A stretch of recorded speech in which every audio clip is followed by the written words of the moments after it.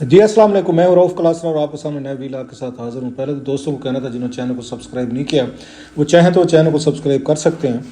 आज का जो टॉपिक है सारा आप इस वक्त पोलिटिकल वो जो हो रही टर्मैल हो रही है वो तो अपनी जगह पे सब कुछ आप देख भी रहे हैं। लोग उठाए जा रहे हैं, उनकी लॉयल्टीज़ जो है पीटीआई के लोगों की उनकी अगेन तब्दील कराई जा रही हैं। प्रेस कॉन्फ्रेंसेज हो रही हैं, लोग पार्टी छोड़ रहे हैं और बड़े बड़े नाम हैं जिनकी तवक्को नहीं की जाती थी कि कम से कम वो लोग जो है पार्टी नहीं छोड़ेंगे, लेकिन वो पीटीआई छोड़ गए हैं। खान साहब के साथ वो छोड़ गए हैं। सो उनके फॉलोअर जो हैं वो डाउन भी हैं, डिप्रेस भी हैं कि पार्टी जितनी बड़ी पार्टी थी खड़े खड़े वो कहते हैं ना उसमें रातों रात इवापोरेट हो गई है कि बिल्कुल आपको नज़र ही नहीं आती कि कहाँ गई है, किधर गई। अगरचे बहुत सारे लोग कहते हैं नहीं जनाब पार्टी मौजूद है, खान साहब डटे हुए हैं और उनका वोट बैंक जो है वो भी डटा हुआ है और उनके साथ वो खड़े हैं। खान साहब ये बात रोज़ाना की बुनियाद पर कहते हैं जी मुझे फ़र्क नहीं पड़ता, वोट बैंक मेरा बढ़ रहा है। लेकिन सवाल ये है क्या वोट बैंक आपका बढ़ना मतलब ज़रूरी है या वोट बैंक को कैश करवाना किसी स्टेज पे किसी पॉलिटिशियंस के लिए ज़रूरी है ताकि वो पावर में जा सके? ये दो अलग चीज़ें हैं।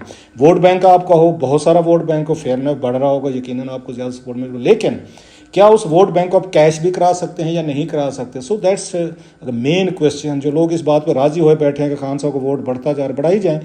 आज मेरी जो टॉपिक है मुलाकात है मेरी यूसुफ बेग मिर्ज़ा साहब है। बड़ा नाम है हमारी इंडस्ट्री में, मीडिया इंडस्ट्री में। आप लोग शायद बहुत सारे जानते भी होंगे। उन प्राइम मिनिस्टर इमरान खान साहब के भी उनके एडवाइज़र रहे हैं, media advisor, one of the sanest एक उसमें वॉइस हैं, एक समझदारी वाली बात करते हैं और पॉलिटिक्स को, मीडिया को, इंडस्ट्री को बड़े अच्छे तरीके से समझते हैं। बड़े चैनल्स उन्होंने लॉन्च भी किए हैं, पीटीवी के भी आपको पता है वो रहे हैं, उन्होंने एमडी रहे हैं, चेयरमैन रहे हैं। फिर उसके बाद उसमें दुनिया टीवी जो है उसको भी उनका लॉन्चिंग में उनका बड़ा रोल था, उनके वहाँ पे एमडी रहे हैं। और पब्लिक टीवी था, फिर 92 चैनल था जहाँ से मैं और आमिर मतीन लॉन्च हुए थे, वो उन्होंने लॉन्च किया था। सो और भी उनके उस पर हैं, ये क्रेडिट में बहुत सारी चीज़ें। सो ये मैं तारुफ इसलिए दे रहा हूँ कि आज उनसे मेरी मुलाकात हुई तो पूछने लगे कि इलेक्शन जो है क्या होगा, इलेक्शन का होगा या नहीं होगा।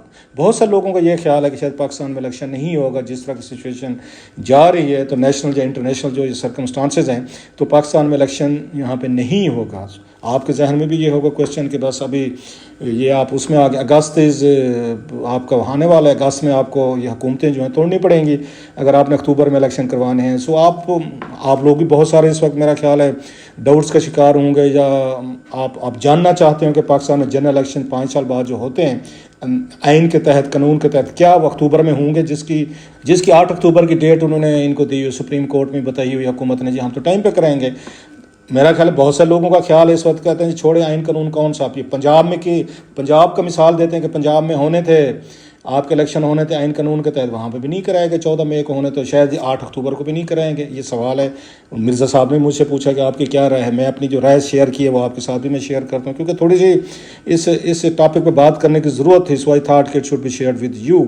तो आप लोग जो उस पर कह रहे हैं 14 मई वाले कि 14 मई को नहीं हुए, वो नहीं हुए उसकी बहुत सारी रीज़न्स हैं। उसको एक लम्हे के लिए छोड़ के मैं तो आपके सामने कहता रहूँ, अगर आप लोग विटनेस हैं, जो मेरे रेगुलर जो व्यूअर्स हैं जितने भी हैं थोड़े हैं या ज़्यादा हैं, कि मैं तो कहता था खान साहब ये 8 अक्टूबर की बात कह रहे हैं, आप कह रहे हैं 8 नवंबर को मैं इलेक्शन के लिए तैयार हूँ। आप लोग याद कर लें, मैंने कई दफ़ा अपने शोज़ में कहा है क्योंकि मुझे ये खतरा हो रहा था कि खान साहब को शायद अक्टूबर वाले इलेक्शन भी नहीं मिलने वाले।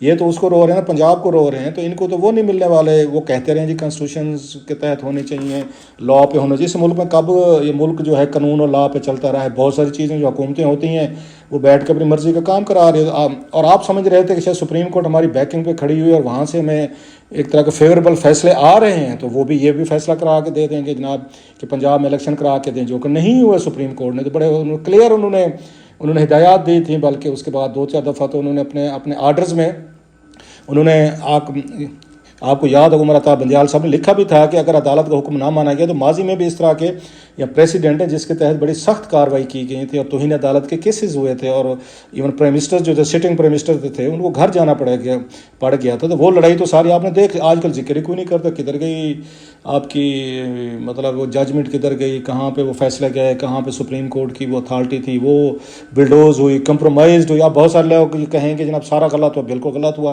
अब किन हालात में किन लोगों ने इस पर इम्प्लीमेंटेशन कराना था, कैसे कराना था, आप और मैं तो बात ही कह सकते हैं। हम तो कहते थे बिल्कुल इम्प्लीमेंटेशन होना चाहिए। अब वो कौन से सर्कमस्टांसेस है जिसकी वजह से इम्प्लीमेंटेशन नहीं हुए, उस डिबेट को 1 मिनट के लिए थोड़ा साइड पर रख लेते हैं क्योंकि कई दफ़ा ये बात हो चुकी है, रिपीट करने का फ़ायदा नहीं है। आज जो बात करने वाले जिसमें आप इंटरेस्टेड होंगे, क्या इलेक्शन होंगे या नहीं होंगे, ये सवाल था उनका यूसुफ बेग मिर्ज़ा साहब का। मेरा ये ओपिनियन है, रीडिंग है साहब। ज़रा आपको तो हालात बड़े बदल सकते हैं और नई चीज़ें बदल जाती हैं। एक फ़ैसला गलत जो है आपको कहीं का कहीं ले जाते हैं। जैसे 9 मई वाला फ़ैसला जो था कि हमने रिएक्ट करना है, हमने उस पर रिएक्शन देना है, रेड लाइन हमारी क्रॉस हुई है तो हम जाके चीज़ें तहस नहस कर देंगे, तो उसका नतीजा जो निकला वो आपके सामने है। सो रीडिंग होती है, कोई पता नहीं होता कि मेरी रीडिंग गलत भी निकले। सो कल को आप लोग कह सकते हैं भाई साहब आपकी रीडिंग जो थी गलत निकली है, आप तो बैठ के ऐसे ही हवा में बातें छोड़ते रहते हैं, लेकिन कई रीडिंग आपकी ठीक भी निकलती है।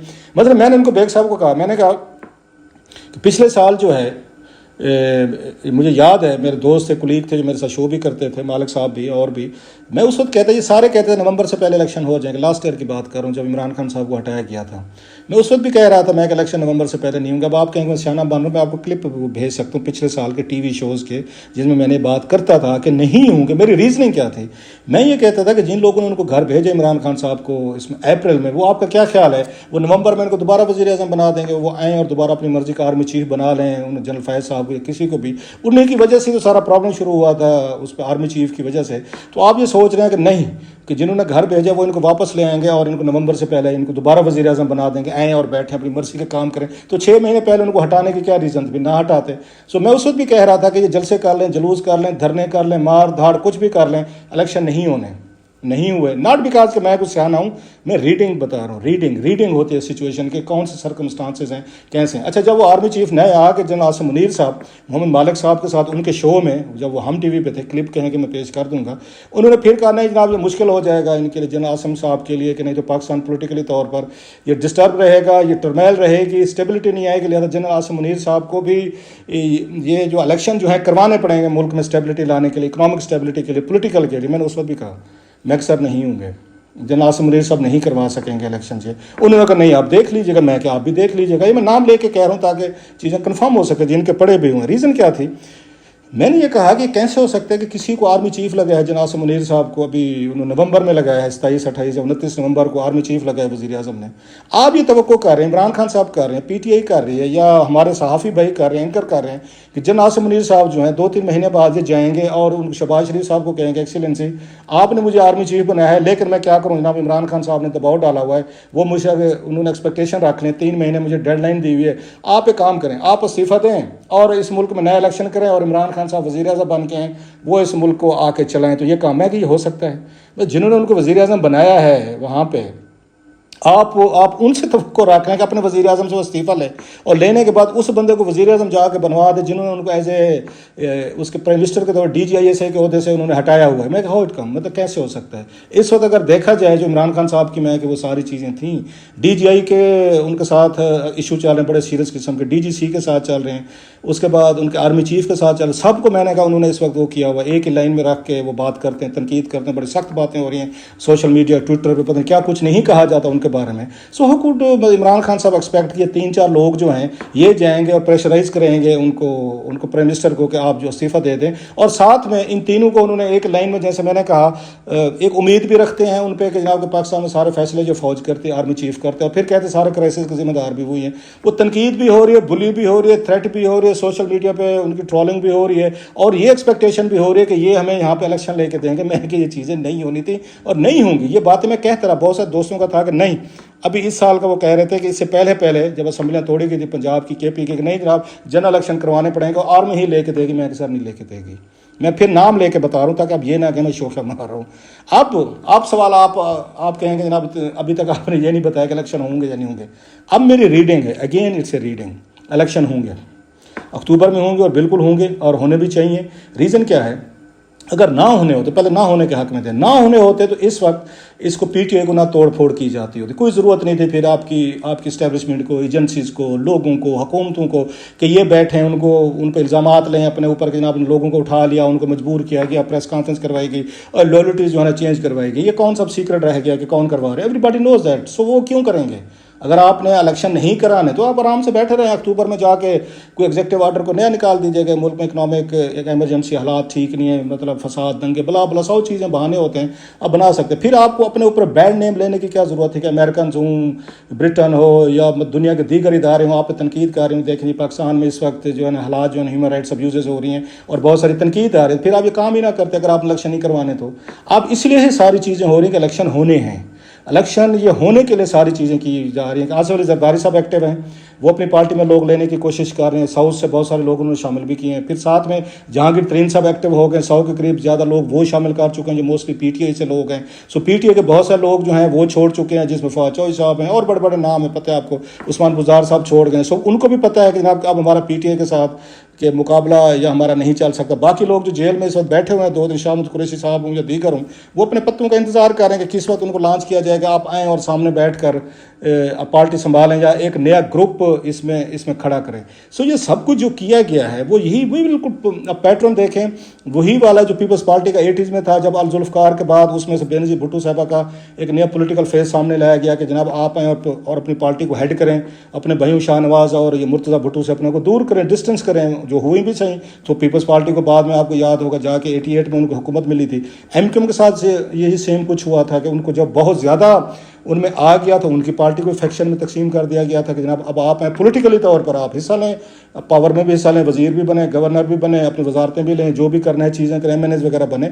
सेम प्रोसेस से इस पीटीआई को गुजारा जा रहा है। मेरा ख्याल है कि इनको भी जो इनका वैलेंट इनका एक मोड है, वैलेंट इनका फेस है, वैलेंट लोग हैं, एक्सट्रीमिस्ट अप्रोच जो है पॉलिटिक्स में आ चुकी है, माई वे और हाई वे, इसको ख़त्म किया जाए और इसमें फैक्शन जो है ना, कुछ फैक्शन बचा लिए जाएँ। असद उमर साहब को आगे कर दें, शाह कुरैशी साहब को आगे कर दें, कोई केपी और फिर पंजाब के लोगों का कोई एक अलायंस बना के पीटीआई के अंदर से एक ग्रुप बना लिया जाए। इमरान खान साहब जो हैं ही में भी डिस्क्वालीफाइड, जिसकी बहुत सारी उनको चांसेस नज़र आ रहे हैं और उनमें अलकादर ट्रस्ट है, तोशा खाना है। सो ये सारा कुछ करने के बाद 2 महीने हैं आपके पास, फिर आप जाएँ इलेक्शन करवाएं और फिर क्योंकि मुझे नहीं लग रहा कि इमरान खान साहब जो है वो अगला इलेक्शन खुद लड़ सकेंगे या उनकी पार्टी एक इस तरह मजबूती से लड़ सकेगी, फैक्शन की शक्ल में लड़ेगी। एक फैक्शन ज़रूर बचाया जाएगा, इसका उन्होंने वो नहीं करा होगा, इसको ख़त्म नहीं करना उन्होंने, ना मेरा ख्याल है इसको बैन करना है उन्होंने, ये पीटीआई को बिल्कुल ही ख़त्म कर दीजिए, ऐसा नहीं है। वही फार्मूला है कि जैसे पीपल्स पार्टी का जुल्फ़िकार को अलहदा किया गया था उसे पीपल्स पार्टी से, या एमक्यूएम के जो अस्करी विंग थे या बहुत एक्सट्रीमिस्ट विंग से उनको अलहदा किया गया था।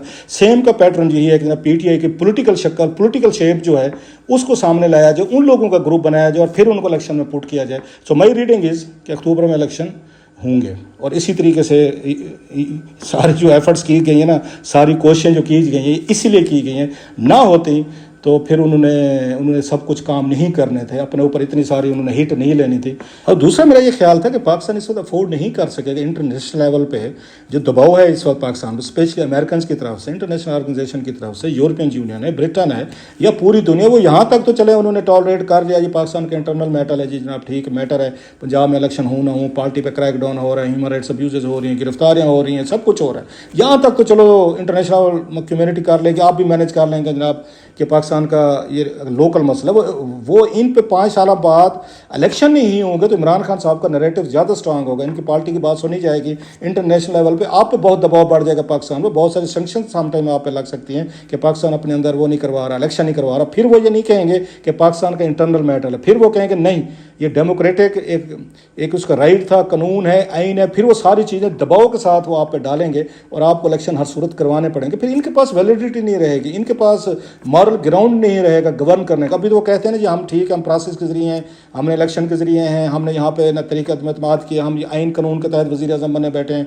पार्लियामेंट चल रही है। बाद में ये एक्सक्यूज़ आप नहीं ले सकेंगे इसके बाद, अगस्त के बाद अगर आप इलेक्शन नहीं करवाएंगे, आप पे मैसिव प्रेशर आएगा, आपने IMF के पास जाना है, आपके पास और बहुत सारे इंटरनेशनल इंस्टीट्यूशंस हैं जिनको आपने फेस करना है। सो मुझे नहीं लगता कि आप अपने लिए यहाँ पे ऑलरेडी इंटरनली तौर पे इतने प्रॉब्लम हैं, आप पॉलिटिकल इश्यूज हैं, आप फिर इंटरनेशनल प्रेशर जो है वो भी ले रहे हैं और इमरान खान साहब को मज़ीद स्ट्रेंथ या पावर ये प्रोवाइड करें कि वो आपके लिए मज़ीद यहाँ पे उस पर आके इशू पैदा करें, दबाव लेकर आएँ। सो ये भी हुकूमत को सूट करेगा कि आप यहाँ पे आके इलेक्शन करवाएं ताकि इंटरनेशनल कम्युनिटी जो है उसका दबाव आप तक ना पहुँचे, आप उसको फेस कर सकें। So that was another one of the reason and thanks to Yusuf Baig Mirza sahab, हालांकि बहुत ज़हीन है, मैंने कहा बड़ा उन्होंने करीब से पावर पॉलिटिक्स को देखा हुआ है, बहुत अच्छी वो चीज़ें समझते हैं।